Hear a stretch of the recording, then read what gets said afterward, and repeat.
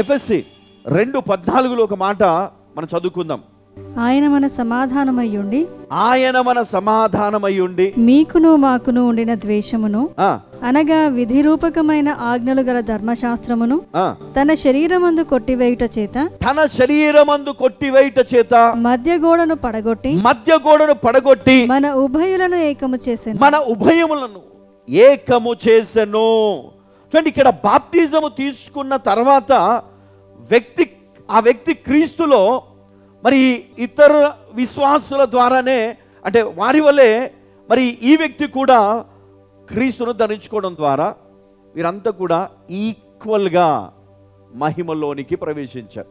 ఈక్వల్గా ప్రతి ఒక్కరు కూడా, అంటే భేదం లేదు, నీకు ఎక్కువ నాకు తక్కువ ఇట్లాంటి సిస్టమ్ లేదు అక్కడ. ఇక్కడ ఏముందంటే అందరూ కూడా సమానంగా, విశ్వాసులందరితోనూ సమానమని, ఏకమని మరి సాక్ష్యం ఇస్తూ ఉన్నారు ఈ మాటల ద్వారా. చూడండి, అపోస్తలుడైన పౌలు ఎఫెసీయులకు రాస్తూ మధ్య గోడను పడగొట్టి మన ఉభయులను ఏకము చేసెను. హల్లెలూయా. ఎందుకంటే శిలువ మీద తన రక్తాన్ని చిందించడము ద్వారా యేసు ప్రభువు విశ్వాసులందరినీ తనలో ఏకము చేశాడు. అంటే ఈరోజు మనము భేదం చూపిస్తూ ఉన్నాం అంటే నీకు వాక్యం తెలియదని అర్థం కదా. ఎవడైతే మరి భేదాన్ని చూపిస్తాడో, ఒకవేళ ఆ విధమైనటువంటి బోధ మనకు చేస్తాడో, నిజంగా వాళ్ళకి ఏంటంటే వాక్యం తెలియదు అని అర్థం, లేదా వారికి జ్ఞానము లేదని అర్థం, లేదా వారు ఇంకా ఆ ఫస్ట్ స్టాండర్డ్లోనే ఉన్నారు. ఆ బాప్తిజం తీసుకున్నప్పుడు ఏదైతే బుర్ర ఉందో ఆ బుర్రతోటి వారు బ్రతుకుతూ ఉన్నారని మనం అనుకోవచ్చు.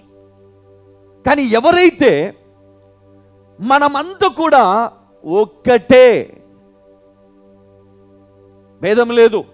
అపోస్తలుడైన పౌలు చెప్పినటువంటి మాటలు, నజరుడైన యేసు క్రీస్తు ద్వారా పొందినటువంటి జ్ఞానము ద్వారా, ఇదిగో ఈరోజు మనము చదువుకున్న ప్రతి మాట కూడా మన హృదయంలో నాటపడాల.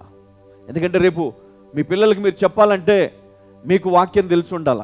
ఏదో కొన్ని మాటలు తెలుసు, సండే స్కూల్లో నేర్చుకునే, ఇప్పటికీ మనం ఇప్పటికి అదే ప్రార్థన, ఇప్పటికి అదే పద్ధతిని కొనసాగిస్తున్నాం. మనము ఈ సమయం పోతే గనక నిజంగా కొన్నిసార్లు మనకు దొరకదు సమయం, చాలా అమూల్యమైనటువంటి సమయం. దేవుడు మన హృదయాన్ని ఆయన రక్తముతో కడిగే సమయం. కాబట్టి ఆ సమయంలో మనము దయచేసి దేవుని వాక్యం పైన మన దృష్టి పెట్టాలా.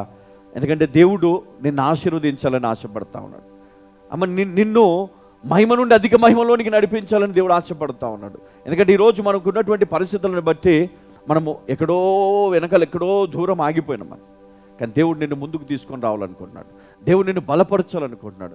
దేవుడు నిన్ను మహిమలోనికి తీసుకొని వచ్చి, అంటే ఆయన శరీరంలోనికి తీసుకొని వచ్చి ఆయన నిన్ను దృఢపరిచి ఆయనకు సాక్షులుగా, ఆయనకు శిష్యులుగా ఏర్పరచుకోవాలనుకుంటున్నారు. మనమేమో మనం నచ్చినట్టు జీవిస్తాం కాబట్టి ఎప్పటికీ మన శిష్యులం కాలేము. శిష్యులు కావాలంటే ఆయన ఏమన్నాడు, అన్ని విడిచిపెట్టమన్నాడు.